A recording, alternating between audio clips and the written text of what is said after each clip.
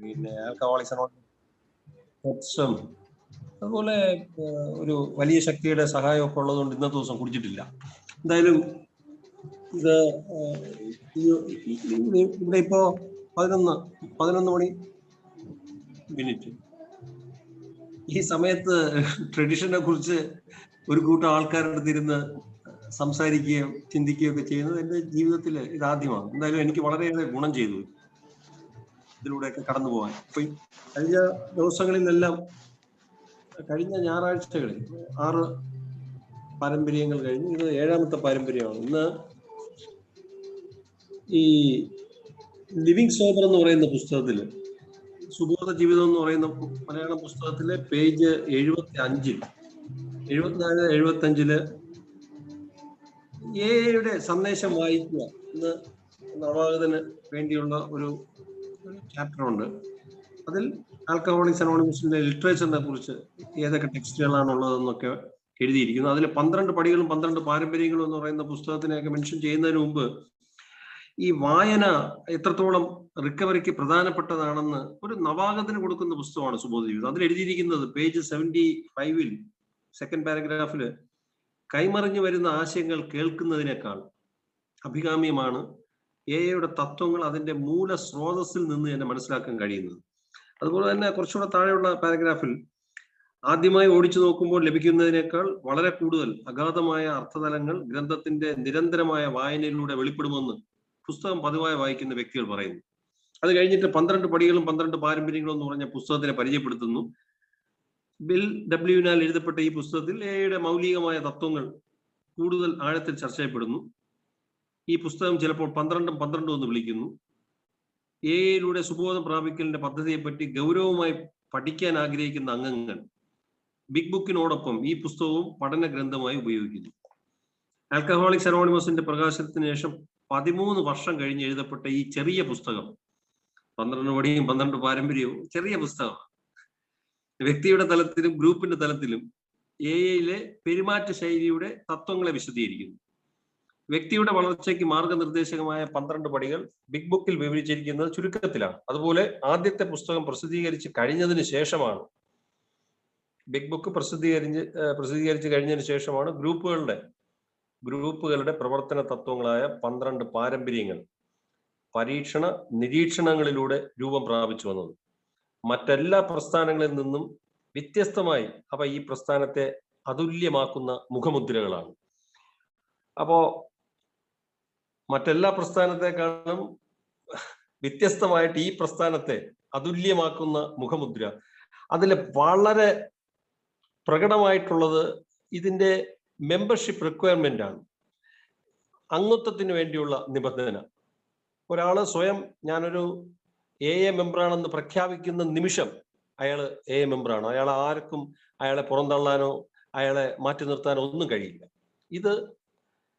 ഇതുപോലെ തന്നെ ഈ ആൽക്കഹോളിക്സ് അനോണിമസിനെ അതുല്യമാക്കുന്ന മറ്റൊരു മുഖമുദ്രയാണ് 7 ട്രഡീഷൻ.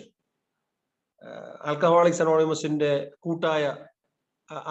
അനോണിമസിന്റെ സ്വയം പര്യാപ്തമായിട്ട് നിൽക്കുന്ന ഒരു ശൈലിയും, അതോടൊപ്പം തന്നെ നമ്മളെ ഈ കൂട്ടായിട്ടുള്ള ഒരു ദാരിദ്ര്യത്തിൽ സ്വീകരിച്ചതിന്റെ ഒക്കെ ഒരു വിശദീകരണവും ഈ 7ാമത്തെ പാരമ്പര്യത്തിലുണ്ട്. നമ്മുടെ 12 പടികളും 12 പാരമ്പര്യങ്ങളും എന്ന് പറയുന്ന പുസ്തകത്തിലെ ഉള്ളടക്കത്തിൽ പേജ് 11 7ാം പാരമ്പര്യത്തെ കുറിച്ച് എഴുതിയിരിക്കുന്നത്, 7ാം പാരമ്പര്യം ഓരോ ഗ്രൂപ്പും പൂർണ്ണമായും സ്വയം പര്യാപ്തത പാലിക്കുന്നതോടൊപ്പം പുറമേ നിന്നുള്ള സാമ്പത്തിക സഹായം നിരസിക്കുകയും ചെയ്യണം. അതിന്റെ വിശദീകരണം, അതിന്റെ ഒരു ഡിസ്റ്റിൽഡ് ആയിട്ടുള്ള ആ ചാപ്റ്ററിന്റെ കാച്ചിക്കുറുക്കിയ സംഭവം കൊടുത്തിരിക്കുന്നത്, ഇത് അനുഭവിച്ചതുപോലുള്ള പേറ്റുനോവ് മറ്റൊരു പാരമ്പര്യത്തിനും സംഭവിച്ചിട്ടില്ലെന്ന്.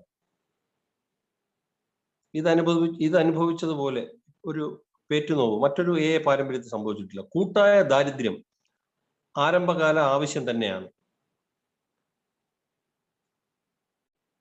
ഭൗതികതയിൽ നിന്ന് ആത്മീയതയെ വേർതിരിക്കേണ്ടതിന്റെ ആവശ്യകത. അത് കഴിഞ്ഞിട്ട് ആൽക്കഹോളിക്സ് അനോണിമസിന്റെ സാമ്പത്തിക ഫിനാൻഷ്യൽ പോളിസി ഡിക്ലെയർ ചെയ്യുകയാണ്. അതൊരു ഒന്നൊന്നര പോളിസിയാണ്. അത് ഒരു പ്രഖ്യാപനമാണ്. ആൽക്കഹോളിക്സ് അനോണിമസിന്റെ സാമ്പത്തിക തത്വശാസ്ത്രം 1-2 സെന്റൻസിൽ കൊടുത്തിരിക്കുന്നു. ആവശ്യത്തിന് മാത്രം ചിലവാക്കലും വിവേകപൂർണമായി ഭാവിയിലേക്ക് കരുതി വെക്കലുമാണ് എയുടെ കേന്ദ്ര നയം. Prudent reserve. അത് ആൽക്കഹോളിക്സ് അനോണിമസിന്റെ നമ്മുടെ നയമാണ്. ആവശ്യത്തിന് മാത്രം ചിലവാക്കലും വിവേകപൂർണമായി ഭാവിയിലേക്ക് കരുതി വെക്കലുമാണ് എയുടെ കേന്ദ്ര നയം. ഇത് 12-12 ഉള്ളടക്കത്തിൽ ഈ പാരമ്പര്യത്തെ കുറിച്ച് വിശദീകരിച്ചിരിക്കുന്നു.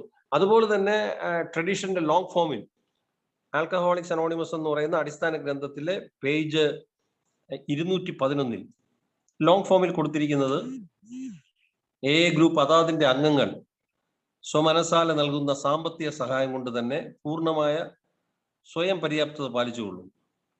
ഓരോ ഗ്രൂപ്പും സമ്പാദിക്കേണ്ട ഒരു ആദർശമുണ്ട്. എയുടെ പേര് പറഞ്ഞ് നടത്തുന്ന ഫണ്ട് ശേഖരണം അപകടകരമാണ്.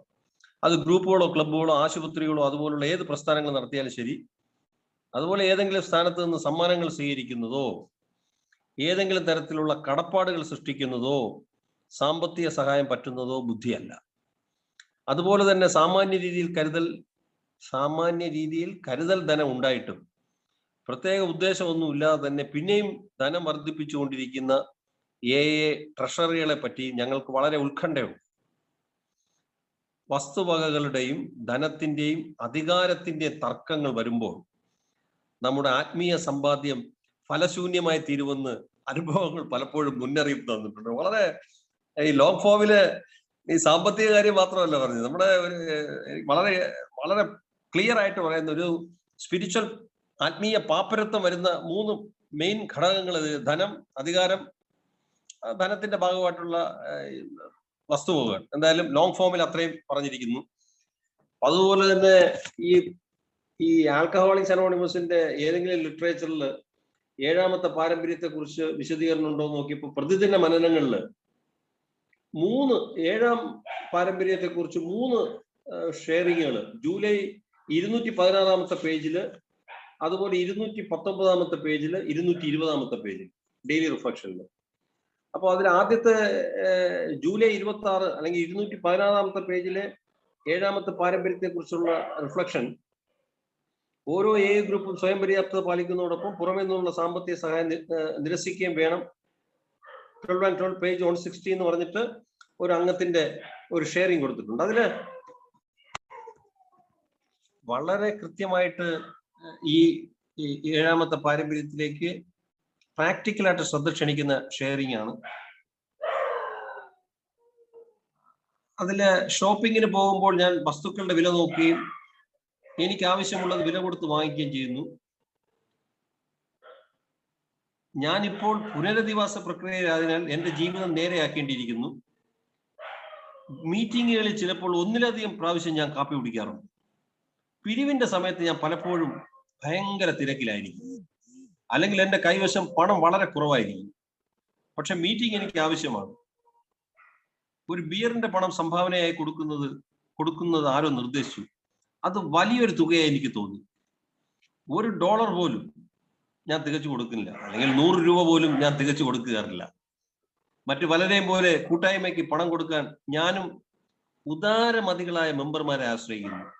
മീറ്റിംഗ് റൂമിന് വാടകയും കാപ്പി, പഞ്ചസാര, പാൽ ഇവയ്ക്കെല്ലാം പണം വേണമെന്ന് ഞാൻ മറക്കുന്നു. മീറ്റിംഗ് കഴിഞ്ഞ് ഹോട്ടലിൽ ഒരു കാപ്പിക്ക് 20 രൂപ അല്ലെങ്കിൽ 90 സെന്റ് ഞാൻ മടിക്കാതെ കൊടുക്കുന്നു.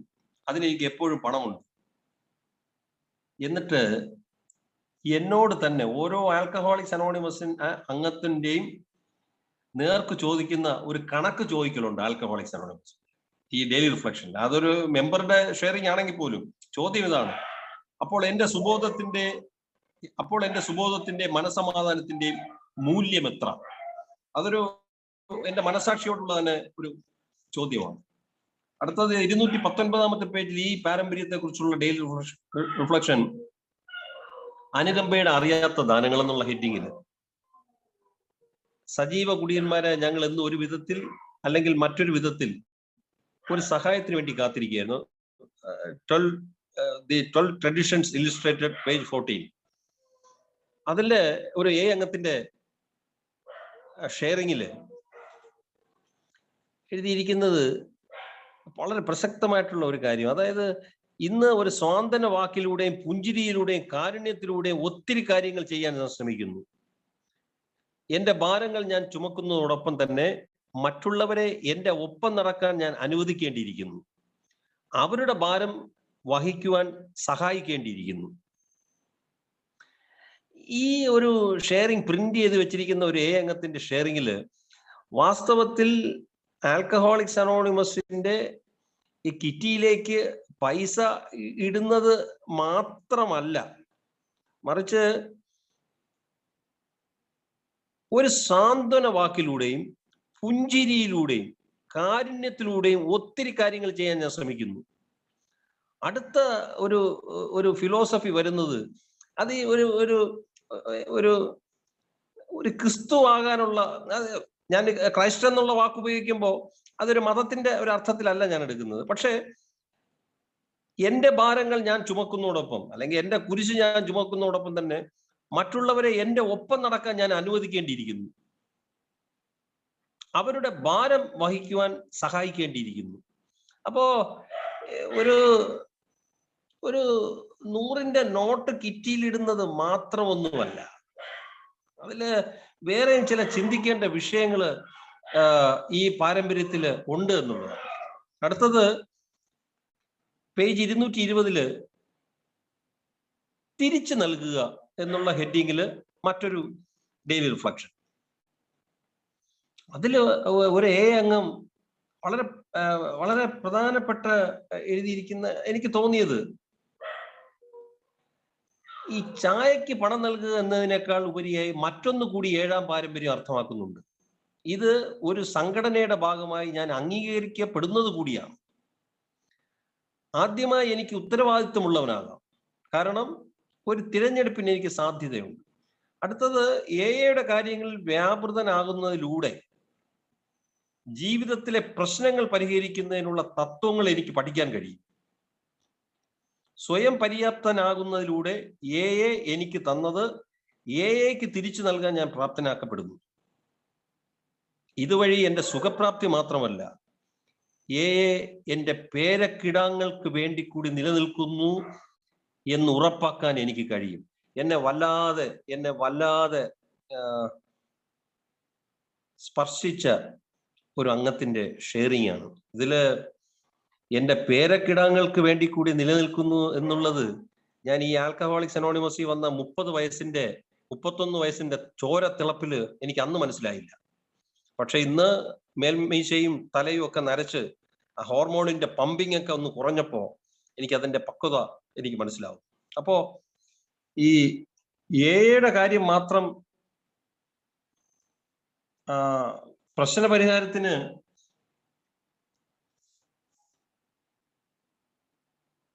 ഈ ആൽക്കഹോളിക്സ് അനോണിമസിലെ ഈ പ്രശ്ന പരിഹാരത്തിന് ഒരു നമ്മുടെ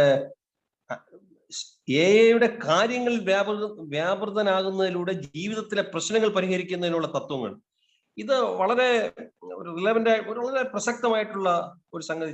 പടികളും പാരമ്പര്യങ്ങളും എന്നുള്ള ഒരു ശൈലി മാത്രമല്ല ഈ ആൽക്കഹോളിക്സ് അനോണിമസിന്റെ പ്രവർത്തനങ്ങളിൽ വ്യാപൃതനാകുന്നതും എന്റെ റിക്കവറിക്ക് സഹായിക്കുന്ന തത്വങ്ങൾ എന്നെ പഠിപ്പിക്കാൻ കഴിയുമെന്നുള്ള ഒരു പ്രധാനപ്പെട്ട ഒരു സംഗതി കൂടെ ഈ തിരിച്ചു നൽകുക എന്ന ഡെയിലി റിഫ്ലക്ഷന്റെ ഒരു കാര്യത്തിലേക്ക് അതിന്റെ കൂടെ ഒരു അർത്ഥമായിട്ട് ഞാൻ മനസ്സിലാക്കുന്നു. അപ്പോൾ അത് വളരെ സിമ്പിളായിട്ടുള്ള, വളരെ മനസ്സിലാക്കാൻ വളരെ എളുപ്പമായിട്ടുള്ള ഒരു പാരമ്പര്യമായിട്ടാണ് 7-ാം പാരമ്പര്യം കിടക്കുന്നത്. ഓരോ ഗ്രൂപ്പും സ്വയം പര്യാപ്തത പാലിക്കുന്നതോടൊപ്പം പുറമേ നിന്നുള്ള സാമ്പത്തിക സഹായം നിഷേധിക്കുകയും വേണം. ഇതിന്റെ കുറച്ച് വിശദമാക്കുന്ന, ഇതിന് ഒന്ന് കുറച്ചുകൂടെ ഈ 7-ാമത്തെ പാരമ്പര്യത്തെ ഒന്ന് മനസ്സിലാക്കാൻ ശ്രമിക്കുമ്പോൾ കംസ് ഓഫ് ഏജ് എന്ന് പറയുന്ന പുസ്തകത്തിലെ 110-ാമത്തെ പേജ് മുതൽ ഈ 7-ാമത്തെ പാരമ്പര്യത്തെ കുറച്ചുകൂടെ ഒന്ന് വിശദീകരിച്ചിട്ടുണ്ട്. ഈ കംസ് ഓഫ് ഏജിലും 12 പടികളിലും പാരമ്പര്യങ്ങളിലും ഒക്കെ ഉള്ളത് എല്ലാം ഏറെക്കുറെ സാമ്യമുള്ള സംഗതികളാണ്. കുറച്ചുകൂടെ ഇതിന്റെ പശ്ചാത്തലം ഒന്ന് കംസ് ഓഫ് ഏജിൽ വിശദീകരിച്ചിരിക്കുന്നു. ഏറ്റവും രസകരമായിട്ട് എനിക്ക് മനസ്സിലാക്കാൻ കഴിഞ്ഞത് ഈ ആൽക്കഹോളിക്സ് അനോണിമസിന്റെ 7ാമത്തെ പാരമ്പര്യം ഈ സെന്റ് ഫ്രാൻസിസ് എന്ന് പറയുന്ന ക്രിസ്തീയ മതത്തിലെ ഒരു വിശുദ്ധന്റെ പേരിലുള്ള സെന്റ് ഫ്രാൻസിസ് ഓഫ് അസീസി എന്ന് പറയുന്ന വിശുദ്ധന്റെ അദ്ദേഹം പ്രചരിപ്പിക്കാൻ ശ്രമിച്ച ആശയങ്ങളുടെ ഭാഗമാണ്. അത് മാത്രമല്ല, ഈ ആൽക്കഹോളിക്സ് അനോണിമസ് ഈ എ കംസ് ഓഫ് ഏജിന്റെ പേജ് 111 ഫസ്റ്റ് പാരഗ്രാഫിൽ എഴുതിയിരിക്കുന്നത് ഈ സെന്റ് ഫ്രാൻസിസ് ഓഫ് അസീസി എന്ന് പറയുന്ന ക്രിസ്ത്യാനികളുടെ ഒരു പരിശുദ്ധൻ എന്ന് പറയുന്ന ആ മഹത് വ്യക്തിയുടെ അദ്ദേഹത്തിന്റെ വിവേകം നമ്മൾ എടുക്കുന്നു, ഈ ഒരു സേവന ഓർഗനൈസേഷൻ എന്നുള്ള രീതിയിൽ എടുക്കുന്നു. അതുപോലെ തന്നെ ഇത് നമുക്ക് അദ്ദേഹം മാത്രമല്ല, ഈ നമ്മുടെ ഇവിടെ ഈ 111 പേജിലെ ഒരു 3ാമത്തെ പാരഗ്രാഫിൽ എഴുതിയിരിക്കുന്നത് saint Francis had given us the idea, but John D wisely forced us to live up to it. അപ്പോ ആശയം നമ്മുടെ സെന്റ് ഫ്രാൻസിസ് ഓഫ് അസീസിയുടെ ആ കൂട്ടായ ദാരിദ്ര്യം എന്നുള്ള ഒരു കൺസെപ്റ്റ്, അതായത് ആ ഒരു ഫസ്റ്റ് സെഞ്ചുറി ക്രിസ്ത്യാനിറ്റി ഒക്കെ പ്രാക്ടീസ് ചെയ്തിരുന്ന സമയത്ത് അവര് കൂട്ടായിട്ടുള്ള അവരുടെ മൂവ്മെന്റിന് ഒരു കൂട്ടായിട്ടുള്ള ഒരു ദാരിദ്ര്യം അതിലെ വ്യക്തികള് സ്വീകരിച്ചിരുന്നു. പക്ഷെ ആൽക്കഹോളിക്സ് അനോണിമസ് വ്യക്തികൾക്ക് കൂട്ടായിട്ടുള്ള ദാരിദ്ര്യം ഒന്നും എടുത്തില്ല, പക്ഷെ സംഘടനയ്ക്ക് നമ്മൾ ഒരു കൂട്ടായിട്ടുള്ള ഒരു ദാരിദ്ര്യം മതി, കാരണം ആവശ്യത്തിൽ കൂടുതൽ പൈസയൊന്നും വേണ്ട എന്നുള്ള ഒരു നയം എടുത്തു. ആ ആശയം ഒരു പുറത്തുനിന്നുള്ള ഒരു ഒരു ഒരു ഒരു ഒരു ഒരു മതത്തിന്റെ ഒരു ആളിൽ നിന്നും അത് സ്വീകരിക്കുകയും പക്ഷെ അത് പ്രാവർത്തികമാക്കിയത് അതും ആൽക്കഹോളിക്സ് അനോണിമസിന്റെ ഫെലോഷിപ്പിന്റെ പുറത്തുള്ള John D Rockefeller junior. Alcoholics anonymous പൈസയ്ക്ക് വേണ്ടി പോയി, അത് നമ്മൾ പുറകെ വരുന്നുണ്ട്. അപ്പോ ആ ആശയമാണ്. അപ്പോ 7ാമത്തെ പാരമ്പര്യം ആൽക്കഹോളിക്സ് അനോണിമസ് സ്വീകരിച്ചത് നമ്മുടെ അതിന്റെ പശ്ചാത്തലം ഈ എ കംസ് ഓഫ് ഏജിൽ വ്യക്തമായിട്ട് അത് എഴുതിയിട്ടുണ്ട്. എന്തായാലും ഈ നമ്മുടെ 12 പടികളും പാരമ്പര്യങ്ങൾ എന്ന് പറയുന്ന പുസ്തകത്തിലെ 160ാമത്തെ പേജ്, അവിടെയാണ് ഈ പറഞ്ഞ 7ാമത്തെ പാരമ്പര്യം കിടക്കുന്നത്. ഇതില് 160ാമത്തെ പേജ് തുടങ്ങുമ്പോൾ വാസ്തവത്തിൽ സ്വയം പര്യാപ്തരായിട്ടുള്ള മദ്യപാനികൾ എന്ന് പറഞ്ഞിട്ടാണ് തുടങ്ങുന്നത്. ഈ സെൽഫ് സപ്പോർട്ടായിട്ടുള്ള സ്വയം പര്യാപ്തരായിട്ടുള്ളത്. അതിലെ ആദ്യത്തെ പാരഗ്രാഫിൽ തന്നെ നമ്മളെല്ലാം വരുത്തിയ അഗാധമായ മാറ്റത്തിന്റെ പ്രകടമായ തെളിവാണ് ഈ തത്വം. ഈ ആൽക്കഹോളിക്സ് അനോണിമസ് സ്വയം പര്യാപ്തമായത്, ഇത് സ്വയം പര്യാപ്തമായത് എങ്ങനെ എന്നുള്ളത് 7ാമത്തെ പാരമ്പര്യത്തിൽ എഴുതിയിട്ടുണ്ട്. പക്ഷെ ഫസ്റ്റ് പാരഗ്രാഫിൽ തന്നെ ഈ ഒരു വാക്ക് എഴുതി വച്ചിരിക്കുന്നത് ഇത് ഗ്രൂപ്പിനെ സംബന്ധിച്ചുള്ള ഒരു സെന്റൻസ് അല്ല. വ്യക്തമാണ്, ഇങ്ങനെയാണ് അത് എഴുതിയിരിക്കുന്നത്: നമ്മളിലെല്ലാം വരുത്തിയ അഗാധമായ മാറ്റത്തിന്റെ പ്രകടമായ തെളിവാണ് ഈ തത്വം. എന്നിട്ട് വല്ലാത്ത ഒരു ആത്മവിമർശനം ആ പാരഗ്രാഫിൽ തന്നെ ഉണ്ട്. വല്ലാതെ അത് പുറത്തുനിന്നുള്ള ഒരാൾ പറഞ്ഞാൽ നമ്മൾ ചിലപ്പോൾ അയാളെ കൈവയ്ക്കും, പക്ഷെ നമ്മുടെ അകത്തുള്ള ആൾക്കാർ പറയുമ്പോൾ നമ്മളത് വളരെ ആഴത്തിൽ അത് ശ്രദ്ധിക്കും. ആ ഭാഷ വളരെ രസമാണ്.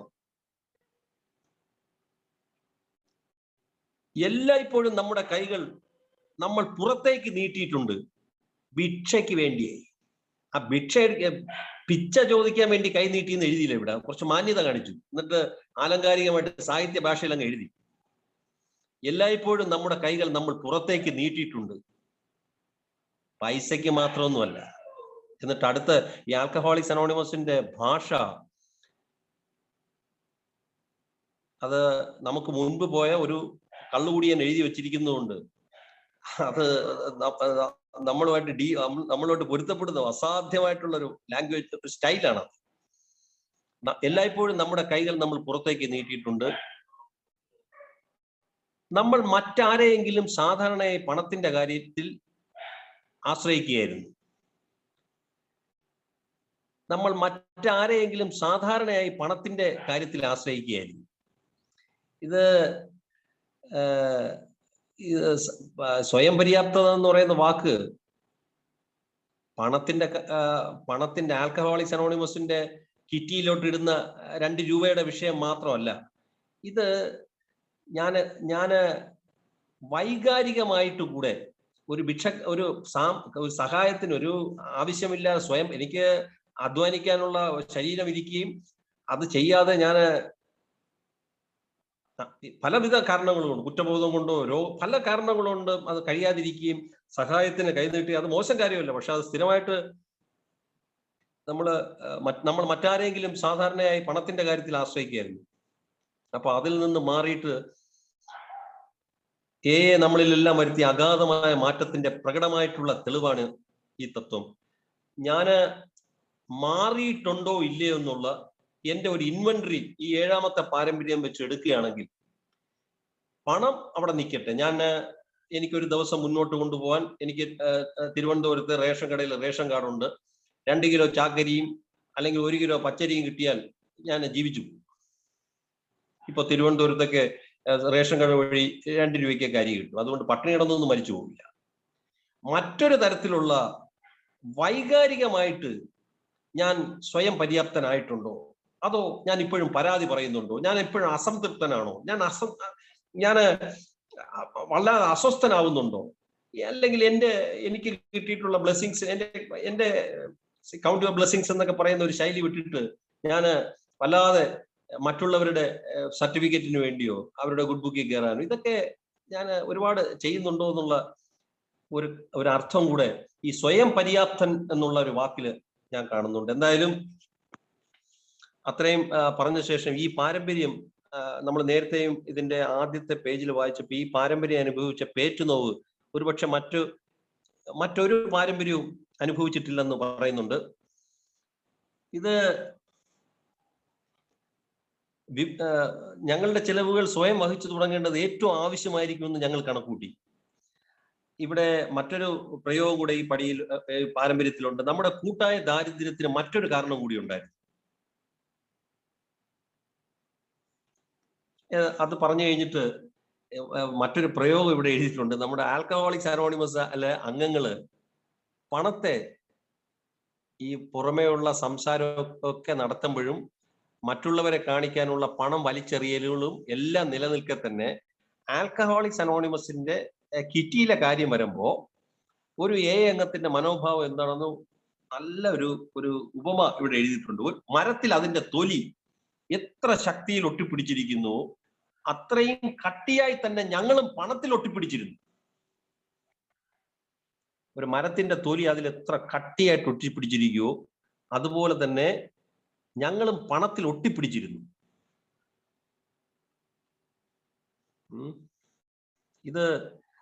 ഈ സ്വഭാവം കണ്ടത് ഈ 12 സ്റ്റെപ്പ് വർക്കിന് വേണ്ടി ധാരാളം പൈസ ചെലവാക്കാൻ ഓക്കെയാണ്. പക്ഷെ ഗ്രൂപ്പിന്റെ ആവശ്യങ്ങൾക്ക് വേണ്ടിയുള്ള യോഗ സ്ഥലത്ത് പണമിടാൻ ഒരു വല്ലാത്ത അനിഷ്ടം അംഗങ്ങൾക്ക് ഉണ്ടായിരുന്നു. എന്നിട്ടാണ് ഈ മരത്തിന്റെയും തൊലിയുടെയും ഒക്കെ കാര്യം പറയുന്നത്. പക്ഷെ ഇതിലെ ഗ്രൂപ്പ് ആൽക്കഹോളിക്സ് അനോണിമസ് കൂട്ടായ ദാരിദ്ര്യം തന്നെ എടുത്തു. അംഗങ്ങള് വ്യക്തിഗതമായിട്ട് അഭിവൃദ്ധി പ്രാപിച്ചു എന്നുള്ളത്.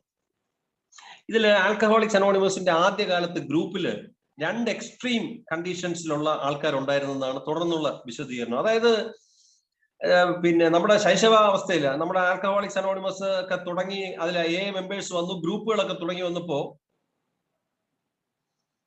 നമുക്ക് ശൈശവത്തിൽ നിന്ന് കൗമാരത്തിലേക്ക് കടന്നപ്പോൾ നമുക്ക് ധാരാളം പണം ആവശ്യമുണ്ടെന്നും അല്ലെങ്കിൽ ഒന്നും വേണ്ടെന്നുമുള്ള ആശയങ്ങൾക്കിടയിൽ നമ്മൾ ആടി ഉലഞ്ഞു. ഈ 2 ആശയങ്ങളുണ്ട്. ഒന്നുകിൽ ധാരാളം പണം വേണം, അല്ലെങ്കിൽ പൈസ വേണ്ട. ഒരു വിഭാഗം പറയുന്നത് നിങ്ങൾക്ക് പണവും തമ്മിൽ കൂട്ടിക്കലർത്താനാവില്ല, നമുക്ക് ഭൗതികതയിൽ നിന്ന് ആത്മീയതയെ നമുക്ക് വേർതിരിക്കേണ്ടതുണ്ട്. ഫുൾ ആത്മീയത, ഫുൾ വലിയ തത്വങ്ങളാണ്. പക്ഷേ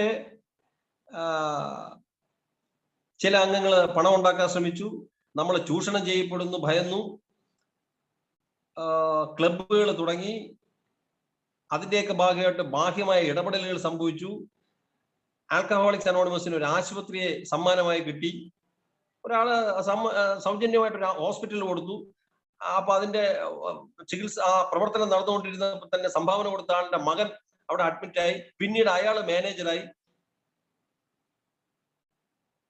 എന്നിട്ട് എയിലുള്ള ഒരു ഗ്രൂപ്പിന് ഒരു $5000 നൽകി.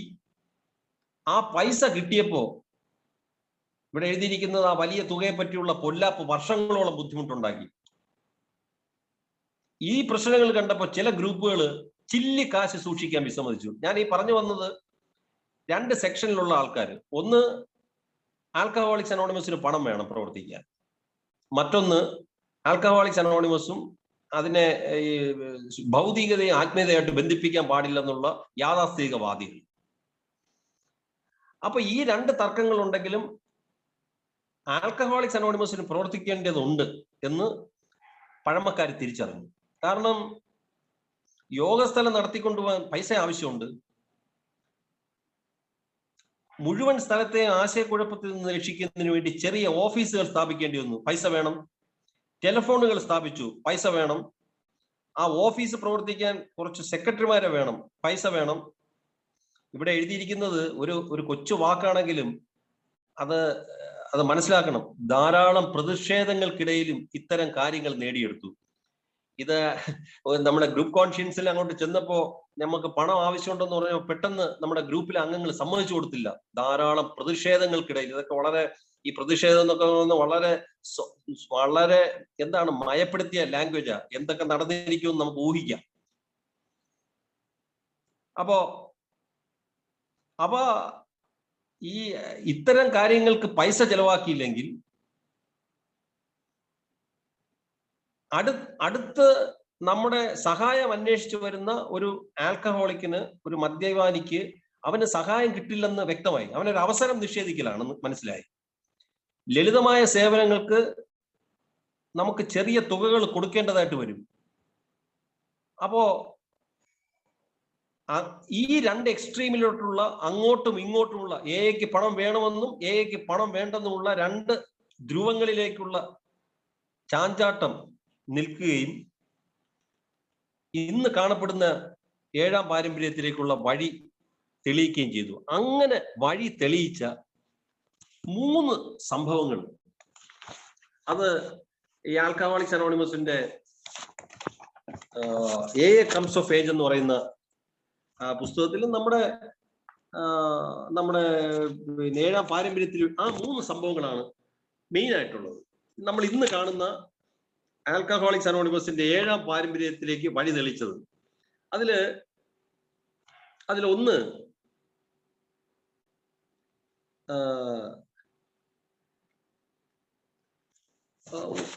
ഒന്നാമത്തെ ഒരു സംഭവം എന്ന് പറയുന്നത് എ കംസ് ഓഫ് ഏജ് എടുത്തു കഴിഞ്ഞാൽ, നമ്മളെ ഈ 12 പാരമ്പര്യങ്ങൾ എന്ന് പറയുന്ന ടെക്സ്റ്റ് അതവിടെ ഇരിക്കട്ടെ. എ കംസ് ഓഫ് ഏജില് ഒന്നാമത്തെ ഒരു വിഷയം വന്നത്, നമുക്ക് ബിൽ വിൽസനും നമ്മുടെ ഡോക്ടർ ബോബു അടങ്ങുന്ന ആദ്യത്തെ 100 പേരടങ്ങുന്ന ആ വിഭാഗത്തിന് ആൽക്കഹോളിക്സ് അനോണിമസിനെ കുറിച്ച് നമ്മുടെ അംഗങ്ങളെല്ലാം ദരിദ്രരായിരുന്നു. എല്ലാം പൊട്ടിപ്പൊളിഞ്ഞ് പാളീസായിട്ട് നിൽക്കുന്ന കക്ഷികൾ. അപ്പോ വലിയ സ്വപ്നങ്ങളാണ്, വലിയ ഗ്രാൻഡിയസ് പ്ലാൻസ് ആണ്. ഹോസ്പിറ്റല്, കമ്മ്യൂണിറ്റി എഡ്യൂക്കേഷൻ, അങ്ങനെ ഒരുപാട് കാര്യങ്ങൾ. അതിന് പണം വേണം. ഒരു കോടീശ്വരൻ, റോക്ക്ഫെല്ലർ എന്ന് പറയുന്ന കോടീശ്വരനെ സമീപിച്ചു 1937. എന്നിട്ട് ആൽക്കഹോളിക്സ് അനോണിമസിന്റെ സാധ്യതകളെ കുറിച്ച് ഡോക്ടർ ബോബും ആ ടീമും എല്ലാം സംസാരിച്ചു. അപ്പോ അവിടെ കൂടിയിരുന്ന മറ്റേ ആൾക്കാര് അവര് ഈ സെന്റ് ഫ്രാൻസിസിന്റെ അങ്ങേരുടെ ആശയങ്ങൾ പിൻപറ്റിയിരുന്ന സംഘടനകൾ പ്രവർത്തിക്കുമ്പോൾ അവരുടെ വ്യക്തികൾ സ്വീകരിച്ചിരുന്ന ഈ ദാരിദ്ര്യത്തിന്റെ ഒരു സെക്ഷൻ, ഈ ജോൺ ഡി റോക്ക്ഫെല്ലർ അടക്കമുള്ള അങ്ങനെ റോക്ക്ഫെല്ലർ ഫൗണ്ടേഷൻ, റോക്ക്ഫെല്ലറിന്റെ അത്താഴത്തിൽ ഇതൊക്കെ ചർച്ചയായി. എന്നിട്ട് ഇവര് വലിയ തുക സ്വപ്നം കണ്ട് ചെന്നപ്പോ ആ റോക്ക്ഫെല്ലറുടെ മോൻ ജോൺ ഡി റോക്ക്ഫെല്ലർ ജൂനിയർ അങ്ങനെ ഒരൊറ്റ വാക്കില് നമ്മുടെ പഴമക്കാരുടെ സ്വപ്നങ്ങളെ തകർത്ത് കളഞ്ഞു. I think money will spoil this. ഒറ്റ വാക്ക. പണം ഈ പ്രസ്ഥാനത്തിനെ തകർത്ത് കളയുമെന്ന്. കാരണം നമ്മള് കോടീശ്വരനായിട്ടുള്ള റോക്ക്ഫെല്ലറിന്റെ മുമ്പിൽ നമ്മൾ ഒരുപാട് സ്വപ്നങ്ങളുമായിട്ടാണ് ചെന്നത്. എല്ലാം കേട്ടു. ആൽക്കഹോളിക്സ് അനോണിമസ് മഹത്തരമാണെന്ന് എല്ലാം പറഞ്ഞു. എന്നിട്ട് ഇവര് I think money will spoil this എന്ന് പറഞ്ഞിട്ട് അയാൾ ഒരു $5000 നമ്മൾ എത്രയോ വലിയ സംഖ്യ ചോദിച്ചു തന്നതാണ്. ഒരു $5000 കൊടുത്തത്. പക്ഷേ ഈ ഒരു സംഭവം നമ്മുടെ ഇന്ന് കാണുന്ന 7ാമത്തെ പാരമ്പര്യത്തിലേക്ക് വരുന്ന ഒന്നാമത്തെ ഒരു ഇൻസിഡന്റ് ആണ്. രണ്ടാമത്തെ ഒരു സംഗതിയായിട്ട് വരുന്നത് നമ്മുടെ വ്യക്തി ആൽക്കഹോളിക്സ് അനോണിമസിലെ വ്യക്തികളുടെ വേജസ്, സാലറീസ്, അല്ലാതെയുള്ള വരുമാനമൊക്കെ ഒരു വാർഷിക കണക്കെടുത്താൽ വലിയ വലിയ തുകയാണ്. പക്ഷേ ഈ നമ്മുടെ വോളണ്ടിയർ, നമ്മുടെ സ്വന്തമായിട്ട് നമ്മുടെ അംഗങ്ങൾ തന്നെ പണം കൊടുത്താൽ പോലും നമുക്ക് വലിയ സാമ്പത്തികമായിട്ടുള്ള ഒരു സംഖ്യയായിട്ട് മാറും, അല്ലെങ്കിൽ ശക്തമായിട്ട് വരും. ഇവിടെ ഇതിന്റെ രണ്ടാമത്തെ ഒരു സംഭവം ബിൽ വിൽസൺ പറയുന്നത്, അങ്ങേർക്ക് പൈസ, അങ്ങേരുടെ ഭാര്യ ലൂയിസ് എന്ന് പറയുന്ന സ്ത്രീ ജോലി ചെയ്ത് കൊണ്ടുവരുന്ന പൈസ ഉപയോഗിച്ച് ദിവസങ്ങൾ മുന്നോട്ട് പോകുന്നു. ആൽക്കഹോളിക്സ് അനോണിമസിന്റെ കാര്യങ്ങൾ നോക്കുന്നു. അങ്ങനെ ഇരുന്നപ്പോൾ ഒരു ദിവസം രാവിലെ ഒരു മദ്യപാനി റിലാപ്സിലായപ്പോഴുള്ള ഒരാൾ കയറി വന്നു. അപ്പോൾ ഈ മനുഷ്യൻ അയാൾക്ക് $5 ഒരു ചെക്ക് കൊടുത്തു. ബിൽ വിൽസൺ അറിയാമായിരുന്നെന്നാണ് എഴുതുന്നത്. അയാൾ പോയി കുടിക്കും. പക്ഷെ ആ ഒരു കുടിയന്റെ നമുക്കറിയാം, 12ാം പടി പ്രവർത്തനത്തിൽ നമ്മൾ അറിഞ്ഞുകൊണ്ട് തന്നെ ചിലപ്പോൾ എടുത്ത് കുറച്ച് പൈസ കൊടുക്കും. അങ്ങനെ ഒരു $5 അങ്ങാണ്ട് ചെക്ക് കൊടുത്തു. എന്നിട്ട് വൈകുന്നേരം മീറ്റിങ്ങിന് പോയിരുന്നപ്പോ, ഇവിടെ നമ്മളെ 12 പടികളും പാരമ്പര്യങ്ങളും എന്ന പുസ്തകത്തിലെല്ലാം അത് എഴുതിയിട്ടുണ്ട്. അന്ന് വൈകുന്നേരം മീറ്റിംഗ് ഉണ്ടായിരുന്നു. ആ മീറ്റിംഗിൽ സെക്രട്ടറി പറഞ്ഞു, നോക്കണേ, നമുക്ക് ഈ സ്ഥലത്തിന് വാടക കൊടുക്കാൻ പൈസയില്ല. നിങ്ങൾ ഇന്ന് കിറ്റി പാസ് ചെയ്യുമ്പോൾ, അവിടെ ഉപയോഗിച്ചിരിക്കുന്ന വാക്ക് ഹാറ്റ് എന്നാണ്, അന്നത്തെ കാലത്ത് തൊപ്പി.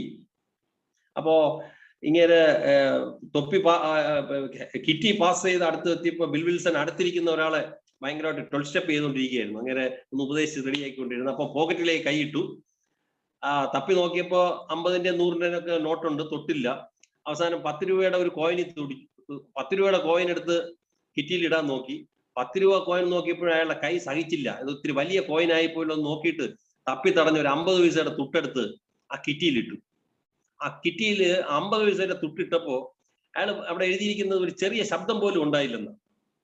50 പൈസയൊന്നും ആയില്ല, അവിടെ എഴുതിയിരിക്കുന്ന ഡോളറിന്റെ കണക്കാണ്. എനിക്ക് ഈ ഡോളറിന്റെ കണക്ക് അറിഞ്ഞുകൂടാ, അതുകൊണ്ടാണ് ആശയം ഒന്ന് മനസ്സിലാക്കാൻ വേണ്ടിയാ എനിക്കും അതേ മനസ്സിലാവുള്ളൂ. വ്യക്തമാണ്. ആ 10 രൂപയുടെ കോയിനും മാറ്റിയിട്ടിട്ട് 50 പൈസയുടെ തുട്ടെടുത്തിട്ടു. അതിൽ ആ കിറ്റിയിൽ ആ പൈസ പോയി വീണപ്പോ എഴുതിയിരിക്കുന്ന ഒരു കമന്റ് ഉണ്ട്. ഒരു നേർത്ത ശബ്ദം മാത്രമേ ഉണ്ടായിരുന്നു. അക്കാലത്ത് ഹാറ്റില് ഒരു നോട്ട് പോലും വീഴില്ലായിരുന്നു എന്നാണ്. കാരണം അംഗങ്ങള് നമ്മള് മരത്തില് തൊലി ഒട്ടിയിരിക്കുന്നത് പോലെ പണം നമ്മളെ കിറ്റിയിലോട്ട് ഇടില്ല. എന്നിട്ട് അതും പോരാഞ്ഞിട്ട് അന്നത്തെ ദിവസം ബിൽ വിൽസൺ സാറ്റർഡേ ഈവനിങ് നമ്മുടെ ആ പത്രത്തില്, സാറ്റർഡേ ഈവനിങ് പോസ്റ്റ് എന്ന് പറയുന്ന പത്രത്തില് ആൽക്കഹോളിക്സ് അനോണിമസിനെ കുറിച്ച് വാർത്ത വരികയും പിന്നെ ഒരുപാട് മറുപടികൾ എഴുതാൻ വേണം, പൈസ വേണം. അതുകൊണ്ട് റിക്കവറി നിൽക്കുന്ന കള്ളുകുടിയന്മാരുടെ അടുത്ത് $1 സംഭാവന ഗ്രൂപ്പിൽ ചോദിച്ചെന്നല്ല, പൈസ കിട്ടിയില്ല. അപ്പൊ അതിലൊക്കെ വലിയ വിഷമിച്ചിരിക്കുകയാണ് ബിൽ വിൽസൺ. അപ്പോഴാണ് $5 ഒരു റിലാപ്സ് കേസിന് കൊടുത്തതും. എന്നിട്ട് വൈകുന്നേരം കിറ്റി പോയപ്പോഴത്തേക്ക് ആ സെക്രട്ടറി അനൗൺസ് ചെയ്തു, ദയവേത് സ്ഥലവാടക കൊടുക്കാൻ പൈസയില്ല. അപ്പോഴും ബിൽ വിൽസൺ ചെയ്തത് ഇതാണ്. അദ്ദേഹം പെട്ടെന്ന് മനസ്സിലാക്കി, ഇത് ഈഗോയെ ഫീഡ് ചെയ്യുന്ന ഞാനെന്നുള്ള അഹത്തിനെ, എൻ്റെ അഹംഭാവത്തിനെ പിന്നെ വളർത്തുന്ന ഒരു നടപടിയാണ് ആ $5 എടുത്തു കൊടുത്തത്. എന്നിട്ട് എന്താണ് ഈശ്വരന്റെ ഒരു നിയോഗം പോലെ ആ മനുഷ്യൻ തിരിച്ചറിയുകയാണ് ഈ ആൽക്കഹോളിക്സ് അനോണിമസ് പണവുമായിട്ട് മിങ്കിൾ ചെയ്യുന്ന ഏറ്റവും മെച്ചപ്പെട്ട സ്ഥലം ആൽക്കഹോളിക്സ് അനോണിമസിന്റെ കിറ്റിയിലാണെന്നുള്ളത് തിരിച്ചറിഞ്ഞു. ഇത് രണ്ടാമത്തെ ഇൻസിഡന്റ് ആണ്. ഈ ഇന്ന് കാണുന്ന 7ാമത്തെ പാരമ്പര്യത്തിലേക്ക് എത്തുന്ന രണ്ടാമത്തത്. മറ്റൊന്ന്, ആൽക്കഹോളിക്സ് അനോണിമസിന്റെ ട്രസ്റ്റി, നമ്മള് ഈ ജനറൽ സർവീസ് ഓഫീസ് എന്ന് പറയുന്നത് അന്ന് ട്രസ്റ്റീസ് ഓഫ് അവർ ഫൗണ്ടേഷൻ എന്ന ഫൗണ്ടേഷൻ ഓഫീസാണ്, GSO ഓഫീസ് എന്ന് പറയുന്നത്. അങ്ങനെ ഇരുന്നപ്പോ ഒരു ദിവസം ഒരു അമ്മുമ്മ മരണപ്പെട്ടു പോയി. അമ്മുമ്മ മരിച്ചപ്പോ അവരുടെ വിൽപത്രം എഴുതി വെച്ചിരുന്നു. ആ വിൽപത്രത്തിൽ വലിയ ഒരു തുക, ഒരു $10,000 എന്ന് പറയുന്ന ഒരു സംഖ്യ അവരെ വിൽപത്രത്തിൽ ആൽക്കഹോളിക്സ് അനോണിമസിന് എഴുതി വെച്ചിരിക്കുന്നു. ആ പൈസ നമുക്ക് കിട്ടും. അപ്പൊ ആ പൈസ വേണോ വേണ്ടയോ എന്നുള്ള ഒരു ചർച്ച വന്നു. അതിനു മുമ്പ് ആ പൈസ നമുക്കുണ്ടെന്ന് വിൽപത്രം എഴുതി വെച്ചിരിക്കുന്ന അറിഞ്ഞപ്പോ തന്നെ നമുക്കൊരു സമ്മാനം വേണ്ടി തരികയല്ല. അപ്പൊ ഒരു തർക്കം, ഒരു ചർച്ച വന്നു. അതായത് അന്ന് ഫൗണ്ടേഷൻ ഓഫീസ് നടത്തിക്കൊണ്ടുപോകാൻ വളരെ പ്രയാസമാണ്. ഗ്രൂപ്പുകൾ ആവശ്യത്തിന് പൈസ നമ്മുടെ പിന്നെ ജനറൽ സർവീസ് ഓഫീസിനെ അല്ലെങ്കിൽ ഫൗണ്ടേഷൻ ഓഫീസിനെയോ കൊടുക്കുന്നില്ല. ആകപ്പാടെ കിട്ടുന്ന, ആ കാലത്ത് കിട്ടുന്നത് പുസ്തകം വിറ്റുള്ള, ബിഗ് ബുക്ക് വിറ്റുള്ള കുറച്ച് പൈസയാണ് ഇത് നടത്തിക്കൊണ്ടുപോകാൻ കിട്ടുന്നത്. അപ്പൊ ആ സമയത്ത് ഇത്തരത്തിലുള്ള ഒരു $10,000 പൈസ കിട്ടിയാൽ അത് വളരെ നന്നായിരിക്കുമെന്ന് കുറെ അംഗങ്ങൾ സംസാരിച്ചു. കാരണം ആൽക്കഹോളിക്സ് അനോണിമസിന് പ്രവർത്തിക്കാൻ പൈസ വേണം എഫക്റ്റീവായിട്ട്. ഇപ്പൊ ഒരാൾ $10,000 കൊടുത്തു എന്നുള്ളത് പുറം ലോകം അറിയുമ്പോഴത്തേക്ക് ഇനിയും 10,000കണക്കിന് ആൾക്കാർ ഇത്തരത്തിലുള്ള ഒരു നല്ല സംഘടനയ്ക്ക് പണം കൊടുക്കും. അതുകൊണ്ട് ഇത് വാങ്ങിക്കണമെന്നൊരു വിഭാഗം. എന്നിട്ട് ഈ എ കംസ് ഓഫ് ഏജിലെ 113ാമത്തെ പേജിൽ എഴുതിയിരിക്കുന്നു, then came the opposition. Alcoholics അനോണിമസിലല്ലേ, നമ്മുടെ മലയാളത്തിൽ ഒരു വാക്കുണ്ട്, അമ്മയെ തല്ലിയാലും 2 പക്ഷം. പക്ഷെ ആൽക്കഹോളിക്സ് അനോണിമസില് മൈനോറിറ്റി എന്ന് പറയുന്ന ഒരു വിഭാഗമുണ്ട്. അത് സാധാരണ ഈ പൊളിറ്റിക്കൽ പാർട്ടിയിലോ ഔട്ട്സൈഡ് ഏരിയയിലോ മനസ്സിലാക്കുന്ന ഒരു വിഭാഗമല്ല. ഇവിടെ മൈനോറിറ്റി എന്ന് പറയുന്നത് നമ്മുടെ ആൽക്കഹോളിക്സ് അനോണിമസിൽ വ്യക്തമായിട്ട് നമ്മൾ ആ മൈനോറിറ്റീസിനെ കേൾക്കും. അത് ഒരു വല്ലാത്ത ഒരു എക്സ്പീരിയൻസ് ആണ്. അപ്പോ then came the opposition. ഈ വാദങ്ങൾക്ക് ഒരു എതിർവാദം വന്നു. അവര് പറഞ്ഞു, അവര് പറഞ്ഞതിൽ ഏറ്റവും പ്രധാനപ്പെട്ട ഒരു സംഗതി പറഞ്ഞത്, ഈ പണത്തിന്റെ ഈ $10,000 വന്ന് മറിഞ്ഞപ്പോ സത്യം പറഞ്ഞാൽ ആ അംഗങ്ങളുടെ വിസ്ഡം, അവരുടെ വിവേകത്തിന് അത് ദൈവികമായിട്ടുള്ള ഒരു വലിയ ദാനമായിട്ടാണ് ഞാൻ കാണുന്നത്. ഈ കംസ് ഓഫ് ഏജിൽ എഴുതി വെച്ചിരിക്കുന്നത് ഈ $10,000 വേണോ വേണ്ടെന്ന് പറഞ്ഞപ്പോ എതിർത്തവർ പറഞ്ഞത്, ഇത് ആദ്യത്തെ കവിൾ മദ്യം പോലെയാണ് ഈ $10,000. ആദ്യത്തെ കവിൾ മദ്യം എടുത്തു കഴിഞ്ഞാൽ പിന്നെ പിന്നെ എന്താണ് ഒരു ക്രേവിങ് വരും. ആ ക്രേവിങ്ങിനെ തുടർന്ന് ഒരു തകർച്ചയുടേതായിട്ടുള്ള ഒരു ശൃംഖല തന്നെ, സംഭവ പരമ്പരകളുടെ ഒരു ശൃംഖല ഉണ്ടാവും. നമ്മുടെയൊക്കെ കുടിജീവിതത്തിൽ അത് ഉണ്ടായിട്ടുള്ളതാണ്. ഫസ്റ്റ് പെഗ് അതങ്ങോട്ട് കഴിക്കുന്നതും പിന്നെ അങ്ങോട്ട് ഒരു ട്രെയിൻ വന്ന് ഇടിക്കുന്നത് പോലെ ഉള്ള സംഭവ പരമ്പരകൾ. അവര് ആ അനുഭവത്തോട് ചേർത്ത് വെച്ചിട്ട് പറഞ്ഞു, നിങ്ങൾ ഈ പുറമേ നിന്നുള്ള ഈ $10,000 എടുക്കരുത്. അത് എടുത്തു കഴിഞ്ഞാൽ ഇനി ഒരുപാട് പണം വരും. ആ പണത്തിനെ ചൊല്ലി, അധികാരത്തിനെ ചൊല്ലി, വസ്തുവകകളെ ചൊല്ലി നമ്മൾ തമ്മിലടിക്കുകയും ആൽക്കഹോളിക്സ് അനോണിമസിന്റെ പ്രൈമറി പർപ്പസ്, ഗ്രൂപ്പിന്റെ പ്രൈമറി പർപ്പസ് ആയിട്ടുള്ള എയുടെ സന്ദേശം സ്റ്റിൽ സഫറിംഗ് ആയിട്ടുള്ള മറ്റൊരു മദ്യാസക്തനിൽ എത്തിക്കുക എന്നുള്ള ആ പ്രാഥമിക ഉദ്ദേശത്തിൽ നിന്നും വ്യതിചലിക്കും. അതുകൊണ്ട് ഈ പണം വാങ്ങരുത്. അപ്പൊ ഈ ചർച്ച നടന്നപ്പോൾ തന്നെ നമ്മുടെ ചരിത്രത്തില് നമ്മുടെ ബോർഡ് ഓഫ് ട്രസ്റ്റീസ് അവര് ചരിത്രത്തില് ഒരു തിളക്കമാർന്നിട്ടുള്ള ഒരു പേജ് എഴുതി വെച്ചു. അവര്